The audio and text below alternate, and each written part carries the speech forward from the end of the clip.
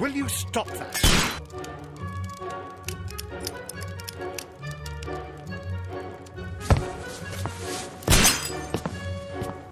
You are utterly mad.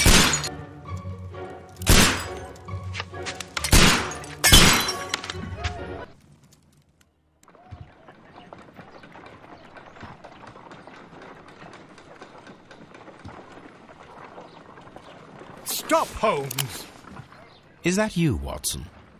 Yes, of course it is. And you almost killed me. Nonsense. I was aiming for the vases. Blindfolded?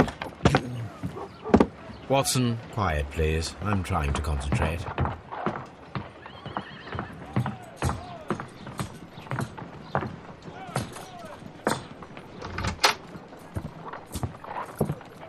Ah, Lestrade. What is it this time? He can see me. Well, here it is, and it's a good one, Mr. Holmes. A gentleman by the name of Peter Carey, also known as Black Peter, has been murdered. A sailor, most probably. What happened here? Oh, Mr. Holmes, how could you? It's the only exercise I've had all week. A grateful client from Limoges sent me a vase collection this morning. I couldn't think of a better use for it. You're out of your mind. I missed 4 out of 10. Given you were blindfolded, that was very good. Can I have a try?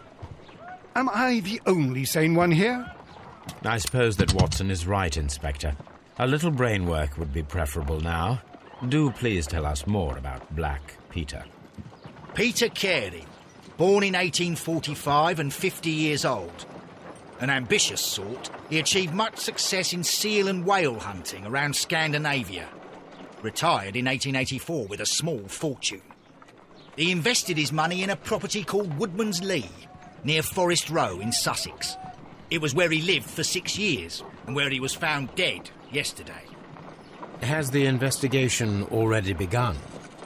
Yes and no. In fact, this crime is so mysterious that I would prefer you to join me down there. Give me half an hour to prepare, Inspector. Take your time and join me there. I have to go through the yard first. The merry men struck again. What have they done this time? They robbed a powder reserve. I'll meet you at Woodman's Lee, Mr. Holmes. I should help Mrs. Hudson here. I also have several appointments that I must keep this afternoon. I shall go alone, then. I cannot leave yet. I am not finished here.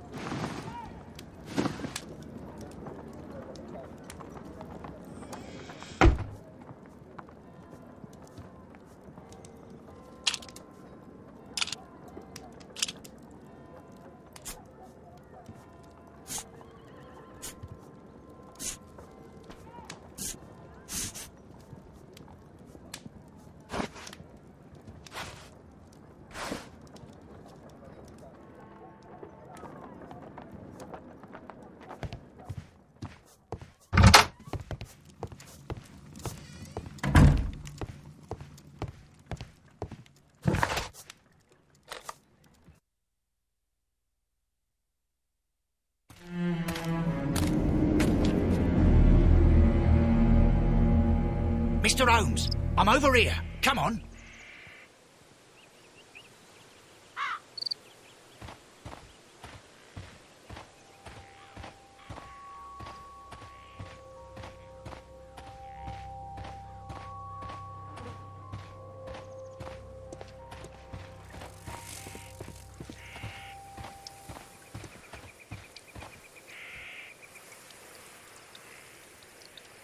Inspector Lestrade, when will you remove my husband's body? It's sacrilegious to leave him here like this. As soon as we can, Mrs. Carey, I assure you. Allow me to introduce you to Mr. Sherlock Holmes. He's a detective. No doubt you've heard of him. I'll wait for you in front of the cabin, Mr. Holmes. My condolences, Mrs. Carey. Thank you, Mr. Holmes.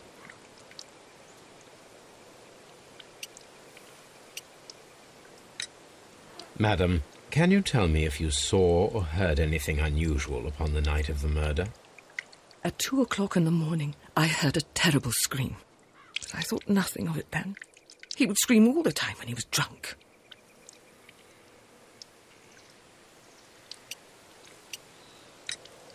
Can you please tell me what occurred on the evening of the murder?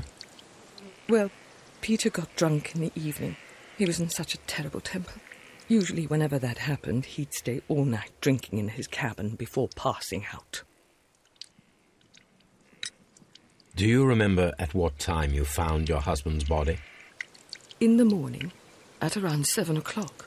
I noticed the cabin door was open, but I didn't go in to take a look, for I knew my husband would not have liked it. At around 10 o'clock, I dared to glance in through the door and... oh dear. Was your husband accustomed to receiving visitors? Oh, no, I don't think so. I mean, he didn't really have many friends. He lived quite an isolated life here, after his retirement.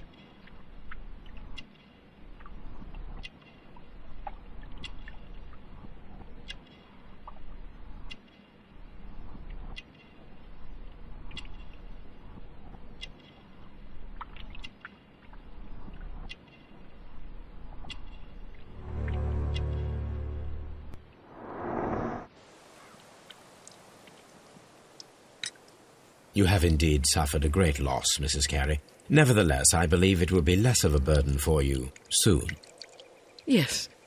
Life with Peter was never easy, but he was still my husband.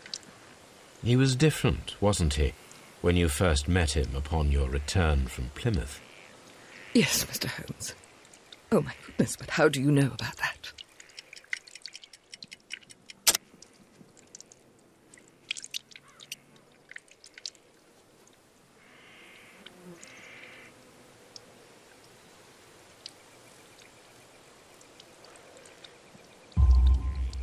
You undertook a pilgrimage to the Cathedral of Santiago de Compostela when you were young. That much is evident from the rosary in your hand. The shortest route for the pilgrim from England to Spain is from Plymouth. I believe that you met Peter Carey as a young sailor there, and you married him soon afterwards. That is indeed what happened, Mr. Holmes. How extraordinary. Thank you, madam.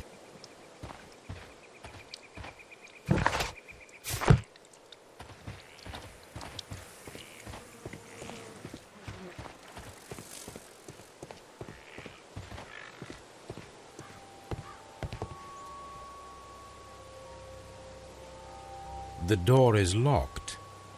Wait just a moment, Mr. Holmes, and I'll open it. I locked it yesterday to ensure that no one should enter the cabin and tamper with the evidence. Ah, good thinking. Hello, hello, hello. What is it, Lestrade? It seems to me that someone has tried to force it, Mr. Holmes. Let me see.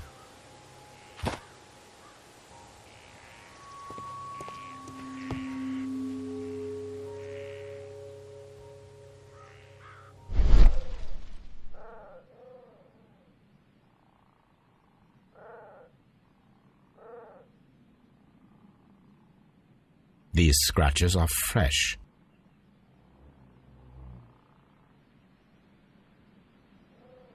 You're right. Someone tried to force open the door. I swear these scratches were not here yesterday. Our mysterious visitor came here last night. Well, he's not the man for the job. This lock is not a difficult one.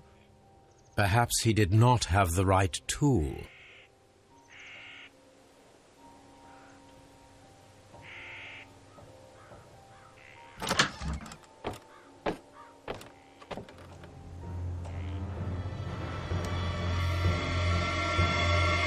What a terrible way to die.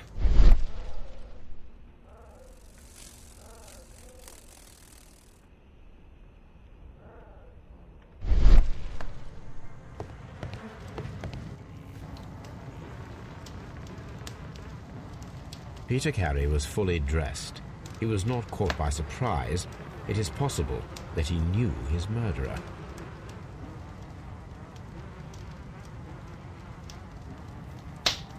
Peter Carey was impaled to the wall by a whaling harpoon.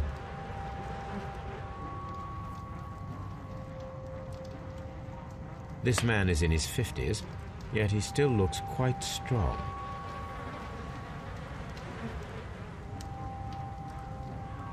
The weapon fully penetrated the body.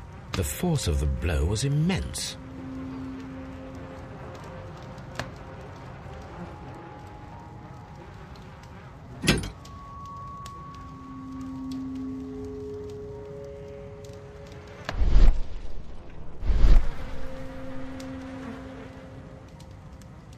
This wooden handle is plain and solid. This blood is from the pool underneath the dead body. Peter Carey tried to defend himself with this knife, but he did not succeed.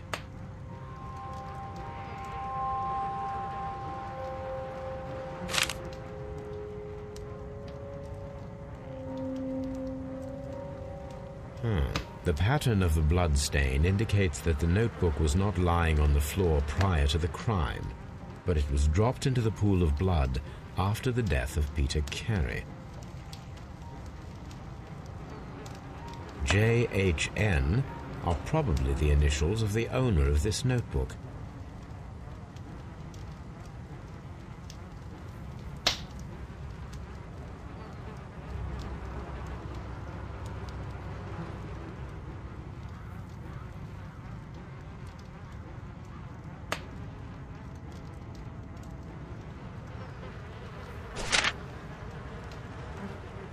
These abbreviations mean something, but what?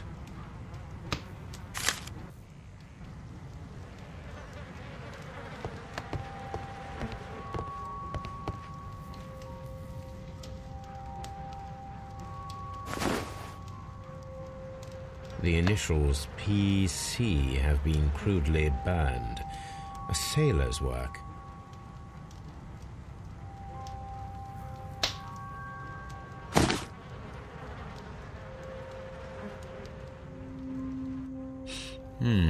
This aroma is familiar, but to recognize it, I must construct my associations in one picture.